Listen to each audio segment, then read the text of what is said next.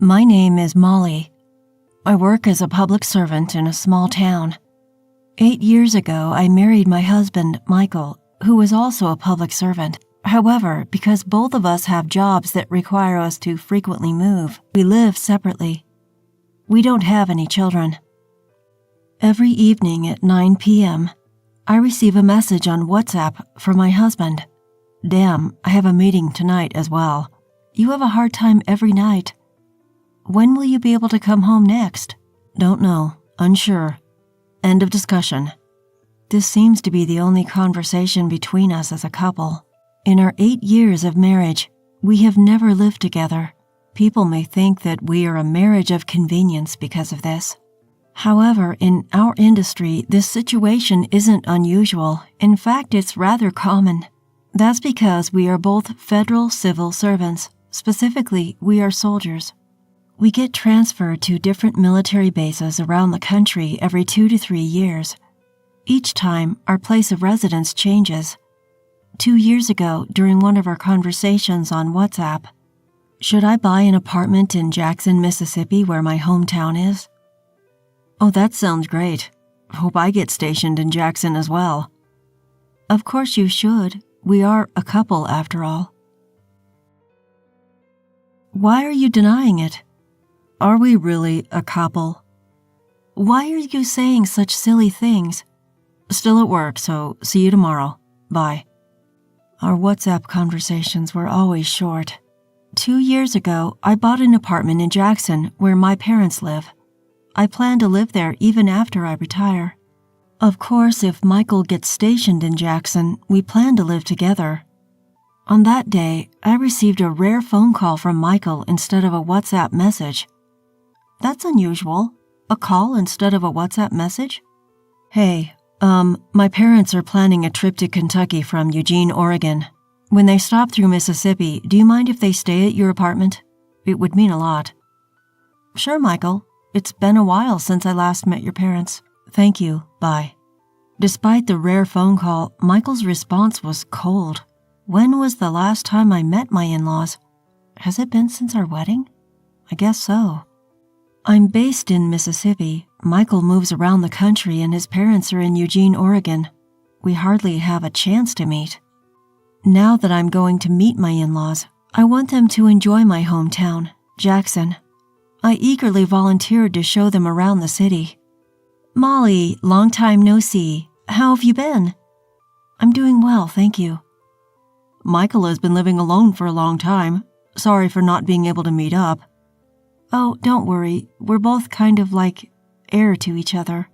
Yes, that's what we were to each other, Michael and I. Like air, for better or worse. Since you're here in Mississippi, let's tour the Windsor ruins today, I said and drove my in-laws to the Windsor ruins. These ruins are impressive. They are as grand as the Shelton McMurphy Johnson House in Eugene. My father-in-law was comparing and expressing admiration for the Windsor ruins and the Shelton McMurphy Johnson House in their hometown, Eugene. In fact, there was some damage during an earthquake 6 years ago. Parts that couldn't be repaired were demolished. That's a shame. Next, let's go to the petrified forest. Thus, I spent the whole day taking my in-laws around the attractions of Mississippi. My mother-in-law was quite taken with the city and even started talking about living here. I've fallen in love with Mississippi, thank you, Molly. Would it be all right if I stayed here for a while? Of course. I'm usually not home during the day, so I'll give you a spare key. So I handed over a spare key to my mother-in-law. I thought they would leave in 4 or 5 days at most. But a week had passed and my in-laws showed no signs of leaving. Finally, I decided to make a proposal to my in-laws. Well, if you like it that much, I can lease it to you for $600 a month. I can just stay at my folks' house in the city in the meantime. Upon hearing that, my father-in-law suddenly flared up in anger. What on earth are you thinking? Asking family for money to lease. You should let us use it for free. Oh dear, calm down, honey. Thanks to my mother-in-law stepping in, the situation was somehow calmed down, but I didn't feel great about it. How about this then? You can just cover the cost of utilities you use, electricity, water, and gas. Then one day in the second week, I was at work when suddenly my cell phone rang. What could this be about? At this time? Hello? This is Brian, the Front Hills property manager. We got a call from the folks downstairs saying there's a water leak from your apartment and it's causing a stain on their ceiling. Can you come over right away? We can't go in without your permission. Even though I was told to come right away, I couldn't just slip out on my own while I was at work. Eventually, I took advantage of my lunch break to return to the apartment. Upon entering the room with the property manager, "Oh, Molly, what brings you here at this time? What about work?" "Ma'am, the folks downstairs are saying there might be a water leak from our place." "A water leak? Well, I have no idea what you're talking about." Whether unaware or deliberately unaware, I pushed past my mother-in-law and headed for the washing machine. The hose was disconnected and the washer was spinning and draining for the umpteenth time. This is the problem. I went downstairs with the manager. We were allowed to go up to the room and check the ceiling, and sure enough, there was a stain spreading across the ceiling where the washing machine was placed. I let out an involuntary sigh. My mother-in-law followed and peered into the room before going back with a guilty look on her face. In the end, I had to go apologize to the people downstairs with a box of cookies and also got billed by the property management for repairs. When I reported this to my mother-in-law, she lashed out at me. "So you're telling us to pack up and leave, is that it? We're not going anywhere that easily. Should we just up and go? Huh." The complaints didn't just stop at the water leak. The property management again called with another issue from the residents. "This is Brian, the Front Hills property manager. What could it be this time?" I instantly braced myself. The complaint this time was about my father-in-law singing loudly on the balcony every night, causing a noise disturbance. Ugh, seriously? I desperately suppressed the urge to lash out at my surroundings, but I won't let it slide this time. When I went to the apartment again, my in-laws, who should have been there, were gone. I found a note on the table. "We appreciate your hospitality. We are heading back to Seattle." What, that's it? I found myself shouting out loud. Turns out they had left without paying a single penny for the electricity, water, or gas they had used. What was left was a large amount of garbage inside the house. At least take out your trash, jeez. Anyway, with my in-laws gone, I moved back into the apartment from my parents' house. One day, my husband unexpectedly called me. "My dad and mom love your apartment, so I'm giving the apartment you bought as a gift to them, understand? If you go against this, we're getting a divorce." Behind him, I could hear my mother-in-law's laughter. After leaving my apartment, my in-laws had moved into their son's government quarters, my husband's place. Then, instead of confronting me directly, they manipulated my husband into demanding that I surrender the apartment. How did it come to this? Now I'm being forced to make a choice. Should I give up the apartment I finally got my hands on, or should I get a divorce? It's a binary choice. I thought hard, groaning. All right, I made up my mind. 2 days later, my husband didn't text me through our usual WhatsApp, but instead called. "You'll pay for this." The very day he forced me to choose between handing over the apartment or a divorce, I sent him the divorce papers by express mail. He was angry about my action, which was completely unexpected. Not even a week passed, and I was summoned by my boss at work. A moment, Molly? Unbelievably, it was a transfer order for me to head to Dallas. My ex-husband, who manages personnel, had pulled some strings behind the scenes to harass me since I adamantly refused to let go of my apartment. Damn it, I won't forget this. But what about my apartment? Should I give in and rent it to my ex's parents? Right, this is exactly the time. I paid a visit to the legal affairs person at my workplace. "You have no relation whatsoever with your ex-husband now, so naturally you're unrelated to his parents too.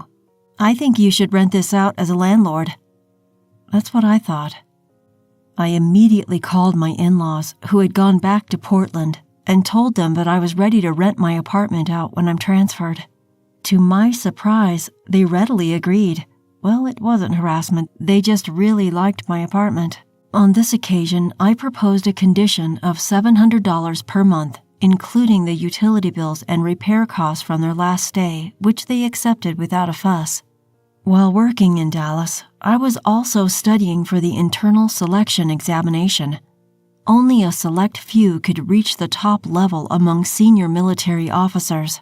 The biggest hurdle to reach that top level was an examination to enter a course called the Command Staff Course, which trains unit commanders. Those who pass the examination and complete over a year of training are assigned to units all around the country as unit commanders. It wasn't so much about wanting to be important or wanting to be in charge of others. I was full of the desire to get a higher rank and position than my ex-husband and to show him up. And believe it or not, I overcame this super tough hurdle and was given permission to enter the Command Staff course in one shot. Watch this, Michael. The real revenge starts now. Those who study in the Command Staff course are admitted to the Military Officer School. The Military Officer School is in New York, where my ex-husband resides. My ex-husband, who is in charge of personnel, must surely know that I passed the examination, but I purposefully didn't contact him, nor did he reach out to me. So after 16 months, I became a commander of a unit that is responsible for education and training of soldiers in Nebraska.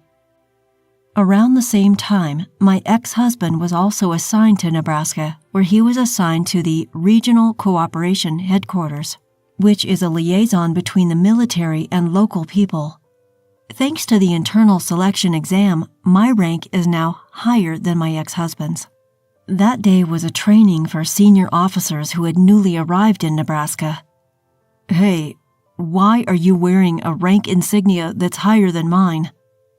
As soon as my ex-husband spotted me and approached, the first thing he did was yell at me. Even the higher-ups around us were taken back, wondering what on earth was happening. I brushed it off lightly. In my heart, I thought, I'm not with a low-conscious person like you anymore. It was a fantastic, sunny Sunday. This day was the annual base open day, a rare opportunity for ordinary citizens to interact with servicemen. From children to adults, everyone cheered as they saw the tanks displayed within the base grounds. They were overwhelmed by the simulation of combat training, where soldiers descended from a helicopter that landed on the rooftop helipad, swiftly landing on the ground and readying their guns in a Spider-Man-like maneuver. Some people took photos with the soldiers in camouflage, and others were delighted to have commemorative and bear-related merchandise in their hands. As a training coordinator, I was at a booth where the ordinary citizens could experience the forward-leaning rest position with active servicemen. That's when my ex-husband showed up, bringing along some people from the Parents Association. The emotions I had been holding back against my ex-husband and former in-laws, my desire for revenge, flared up as if this was the perfect moment. Now is the ultimate chance for revenge. I can't miss this chance. How about it, mister, over there? Mom and Dad, would you like to join us too? Before I knew it, I found myself calling them over, bringing my ex-husband and former in-laws to our booth. Reluctantly, I forcefully fitted my ex-husband with an iron helmet and lined him up with the other servicemen. All right, in the military, we give everyone a number and then call out that number. We don't have time to call everyone by name. I'm going to start calling out the numbers. When I say start numbering, the person on the right will say 1, then the next person will say 2, 3, 4, and so on. That's how I got my ex-husband to line up at the far right in the number 1 position. The others were half servicemen and half ordinary citizens. Numbering, start. 1. Number 1, you're slow. When I say start numbering, you respond immediately. Yes. At that moment, my ex-husband, who was standing straight and at attention, made me want to burst out laughing. This is amusing. Now, we're going to practice the forward-leaning rest position. After that, the instructor, a serviceman, gave a brief lecture on the procedure of the forward-leaning rest position, and after the participants repeated it several times and learned the moves to a certain extent, I took over. From now on, we're going to conduct combat training. Soldiers, be careful about where your muzzle is pointing. For the civilians who don't have guns, please pretend. Saying so, I gave an order to the 9 participants. Target the tree ahead, forward. We're still a good distance away from the enemy. Everyone maintain a low profile and advance by running, using the target tree as cover. Then keep your guns pointed in the direction of the enemy and let a part of the team move forward in a bounding overwatch. Number 1, bounding overwatch, move forward. I have decided to push my ex-husband to the limit with orders. What are you doing, number 1? You're too slow. Move forward, number 1. Number 1. Yelling like that, my husband reluctantly pushes forward. Number 1, you're standing too tall. You're going to get shot. Do you want to die, number 1? And so my ex-husband, an active duty soldier, crawls around the ground with his rifle. Number 1 has arrived. Under the blazing sun, my ex-husband manages to utter these words, barely. Number 1, your voice is too quiet. Do it again. Suddenly, a burst of laughter erupts from the crowd. The spectators who are unaware of our relationship seem to find it amusing to see a female commander treating a male soldier like a pawn. My ex-husband's parents, however, look on him with a grimace. In the hierarchical world of the military, my husband, who initially had a higher rank than me, had always tried to assert his dominance over me, both at work and in private. In the military, they often say that there's a rank system even among wives, and I think my in-laws also began to look down on me, reveling in the attention their son received, which was mostly due to his rank and not his character. Fueled by this frustration, I decided to take the selection exam and passed it in one go, resulting in a complete turnaround. In the end, I felt refreshed having been able to show my ex-husband and ex-in-laws who's boss, especially in front of my ex-in-laws who thought their son was a big shot. The way I berated my ex-husband seemed to have a huge impact. A few days later, I got a call from my ex-in-laws saying they wanted to move out of their apartment. Meanwhile, I, who had been commuting from my parents' home, could finally start commuting from my own apartment. Ironically, I still bump into my ex-husband here and there, and seeing his grimacing face each time has become a secret pleasure of mine.